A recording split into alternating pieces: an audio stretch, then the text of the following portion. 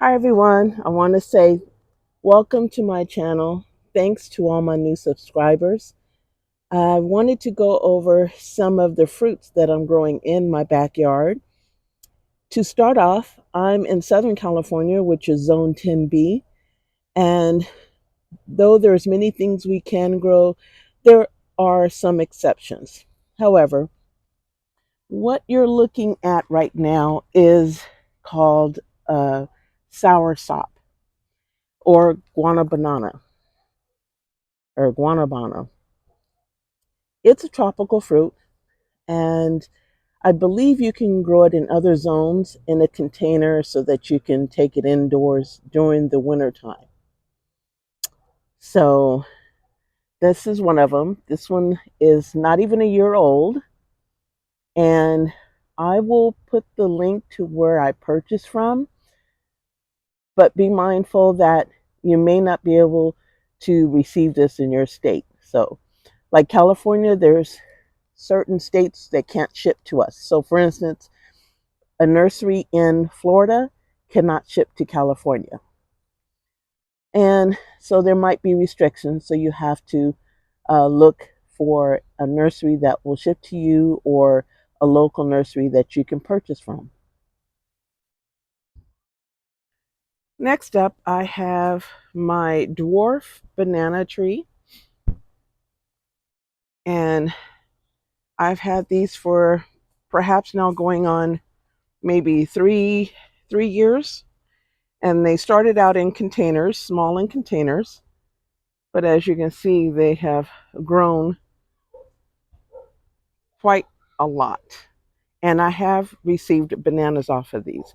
They're small bananas. They're not the normal size you get in the store. These are the type that are really, really small because it's a dwarf type tree. So it won't get any bigger. It seems that this is tall, but this is pretty much the height. It gets about maybe, what is that, 7 feet tall? And that's about it. Over here is the second one. I had two containers. So what you're seeing is a result of two banana plants purchased that are now have turned into several.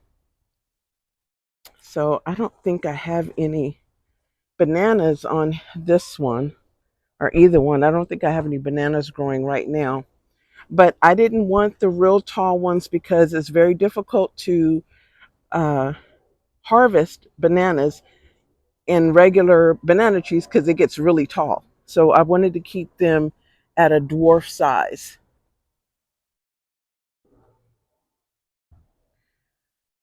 What you're looking at here is my pomegranate tree that I am growing in a container. It's been in this container for as long as I've had the banana tree. So it's been several years. I will be transplanting it into the ground after um, the fall harvest. Unfortunately, I only have one pomegranate coming in this year, but that's okay. I'll take the one. But I have kept it short by cutting it so that it would be more bushy down here. But when I do plant it into the ground, I will be letting it grow how it wants to grow. And what you're looking at here is a blood orange tree. And let me step back so you can see that is still quite young. And if you look down here, it was bearing fruit. But like Lead Farmer says, you need to pull the fruit off so that the tree can concentrate on its roots and not producing fruit. So by doing that, you see how full this is. To be so short, it's pretty full.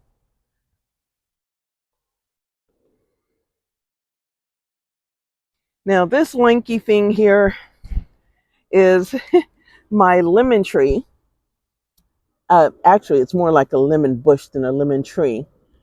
Ah, I do have a lemon here. I will be pulling this lemon off, guys. As you can see down here below, I do pull it off because this is a young tree. I don't want all the energy going into producing fruit. I want it to go into growing to its fullest potential. And also, again, this is a young tree. I've had this one now for only a year. So I wanted to get as bushy as my blood orange tree, and I need to do that by taking the fruit off. What you're looking at here are two of my grapefruits. That these has been in the containers for a couple of years. I will be putting these into the ground as well because they're, although they're living, they're not thriving as they should be. And I need to do something quickly because it's going to be harder for me to transplant because of the thorns that this produces. I mean, it's really a thorny plant. Unfortunately, I've never gotten any fruit off of these, so I'm thinking if I put it into the ground, I will get some type of fruit in the future. Now, the story behind this little fella here, which is my mango, if you see the rest of it, had died off. I don't know what happened. I don't know if it became overwatered when we had a lot of rain or underwater after the rain had stopped, and I don't know what had happened. But I kept watering it periodically, and now I'm getting leaves again. So hopefully I can get this thing to, continue to grow. I love mangoes, and so nothing is going to grow from these little sticks up here. But hopefully I will get something in the future. But you see how small it is compared to where it used to be. But as long as it's growing, I'm happy. Next up, let's see. Next up, I have an avocado, a young avocado, just like my mango. These are less than a year. Um, but I have been trying to hang on to this avocado, and it seems to be doing okay.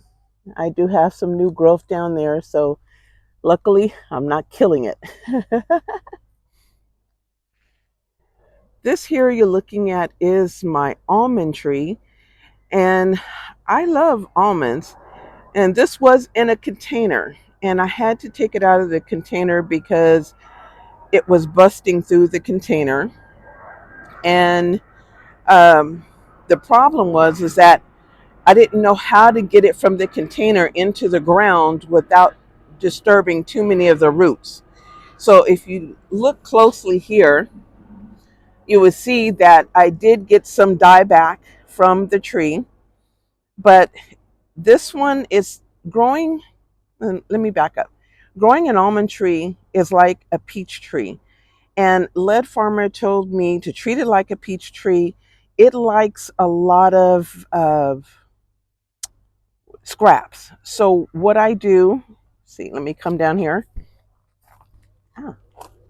So if you can see down here, it's hard to see, but I take my kitchen scraps and I put them around the tree, and then I just leave. I did a kind of a chop and drop here.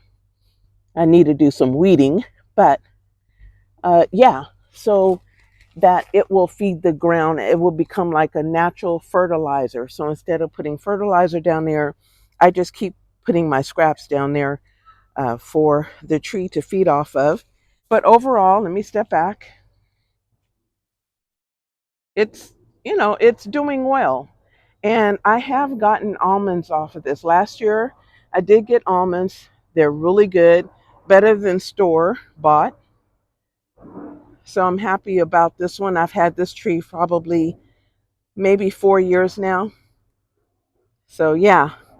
Alrighty, let's go on to the next. Okay, so what you're seeing here is a volunteer papaya plant. Um, I did not plant this. It had to blow over from a neighbor. Somehow, one of the seeds landed in my pot, and it has started to grow. as you can see.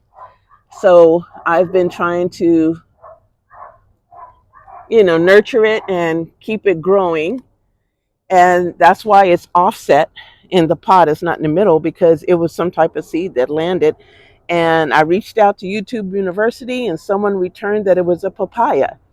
So I'm growing a papaya plant. Next, you're looking at my columnar apples. So you can see that this grows in a straight line. So these go straight up and down.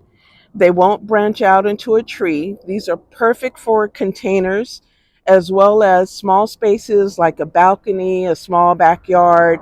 You can plant these along the back of a fence, a small space, anywhere. And you can take them inside during the winter so that, they won't freeze and die. I don't know if they're frost, I don't know what their frost level is, but they're called columnar apples. And I have a kind of, it's like more like a white icicle, and they colored it white. And this one is called North Pole, and they colored it red. So this will go kind of a red tint. These will be a lighter tint. And these are young. I've had these only for 6 months. And something is growing on my, I don't know what that is. I'm gonna have to look into it and see what's growing, what's hanging out on my plant. But nonetheless, uh, yeah. So I didn't want a full apple tree. Even though I have a large backyard, I already have a lot of trees growing, and so I didn't want that. I just thought I want to keep it compact. Last but certainly not least are my grapevines, and I have two of them. This one is not producing any grapes. I don't know why, but I'm not concerned. It's healthy. So perhaps maybe next season I will get grapes, but right now I'm just happy that it's healthy. This one, however, is growing bunches of grapes. I don't know if you can see down there. Hard to see. But I have different bunches of grapes growing in on this one, even up here. And this one, I've only had these for under a year.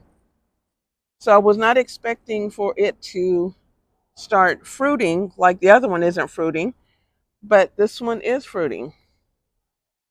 So I'm not going to pluck the fruit off of this one.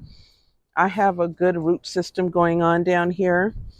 And what I did was I had this old gazebo, and the top is no longer on there. So I have it growing on my gazebo, if you can see that. And other than that, I have not flower beds, but garden beds over there. I don't have any vegetables growing right now. It's hard sometimes for me to want to grow vegetables in my backyard because I have a south facing backyard, and by golly, it gets a lot of sun. And so it makes it hard to get out here and do gardening sometimes because of all the sun and the heat that's generated back here.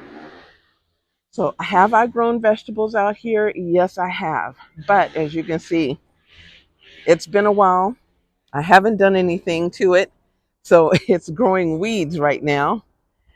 And so I need to do something, plant something in it. But right now, I'm concentrating on trying to grow my fruit trees, and I'll worry about growing vegetables later. This here, this monstrosity, I need to get rid of. It's kale. It's been growing for 2 years like this. 2 years, guys. 2 years. So yeah, I need to do something with it. I need to dig it out and get rid of it, throw it away. Well, I can recycle or use this for, mulching, or not mulching, but I have a recycle bin back there that I can uh, use to put the scraps in and turn it into good soil. So I'll probably end up doing that because this plant, I'm surprised this lasted this long. And guys, I do not water this thing. That's the crazy part. Look how dry. Look how dry the soil is. I don't water it. I don't understand how it's surviving. Honestly, I really don't. So, but yeah. So I had put this together. This is my first garden bed I had put together. And then I went to Amazon and I purchased these 3 raised bins. And if you're wondering what these poles are, when I had plants here, I would take tulle and put over it because there's cats. I have feral cats around here, and it keeps the cats and any other critters out. So, but yeah. So when I need to cover it, that's what these are. And all these are is PVC pipes. And I staked, here, you can see it better over here. So I staked in rebar into the ground and then stuck the PVC pipe over it.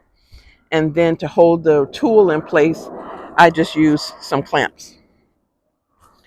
The last bin here I use for my compost.